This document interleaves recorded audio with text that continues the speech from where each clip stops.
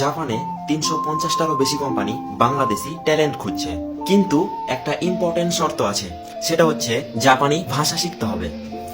বর্তমানে 2026 সালে জাপান যাওয়ার কয়েকটা সহজ মাধ্যম আছে, তার মধ্যে 5টা মাধ্যম আমি তুলে ধরবো। 1 নম্বর ধাপ হচ্ছে সরকারিভাবে আপনি জাপান যেতে পারবেন। কিভাবে? বিভিন্ন বাংলাদেশের সরকারি টিটিসি আছে যেগুলো জাপানিজ ল্যাঙ্গুয়েজ শেখানো হয়, এবং সেই টিটিসিতে জাপানিজ ল্যাঙ্গুয়েজ আপনি ভর্তি হয়ে সরকারিভাবে বিনা খরচে আপনি জাপান যেতে পারবেন। 2 নম্বর মাধ্যম হচ্ছে টিআইটিএ ভিসা, যেটা আপনি এসএসসি পাস করলেই যে কোনো ভাবে আপনি যেতে পারবেন, শুধুমাত্র N5 পাসের মাধ্যমে। 3 নম্বর মাধ্যম হচ্ছে এসএসডব্লিউ ভিসা। এসএসডব্লিউ ভিসার জন্য আপনাকে সাধারণত N4 এবং N5 দুইটা লেভেল কমপ্লিট করতে হবে, সেটা জেএলপিডি অথবা জেএফটি A2 বা N4। 4 নম্বর মাধ্যম হচ্ছে ইন্টারন্যাশনাল জব ভিসা। এটার জন্য আপনি অনার্স পাস থাকলেই হবে এবং ল্যাঙ্গুয়েজে N5 পাস করা থাকলেই হবে।